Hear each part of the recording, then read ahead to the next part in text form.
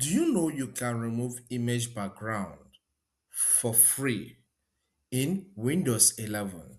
In this video, I'm going to walk you through on how to do that without even getting to any website. Let's just get right into it.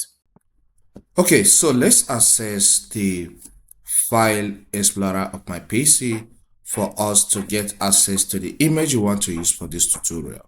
So click on File Explorer. I will get to the Pictures folder. So look at the picture I want to use here, this image, okay? The photo, I will double click on it. So let me maximize it.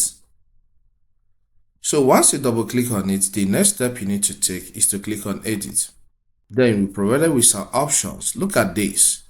This is removing background tool. So click on that and select this option, which is remove. You have blur, you have replace, but you want to remove in this case. I'll click on that. The background has been removed now. So click on this drop down at save options and select save a copy. So this will open a folder in your PC. Let's call this new PC2. Then click on save. And with this, the image will be saved without a background color. Alright, what of a situation whereby you don't have this feature we just discussed on your PC? How do you update your PC to have it?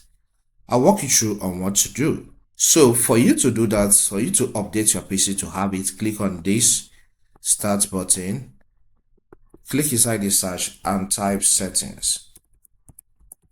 Okay, it will show up, click on it.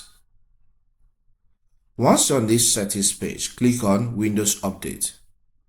Once you are here, wait for this to check if there is any available update. You can see I've checked mine. I've updated my PC to the latest Windows update, okay? Windows OS. So what you need to do is to click on check for updates here. So if there are some updates that are available for your Windows 11 PC, it will be downloaded, okay? Then after that, you can click on another button under it that may say update and install, okay?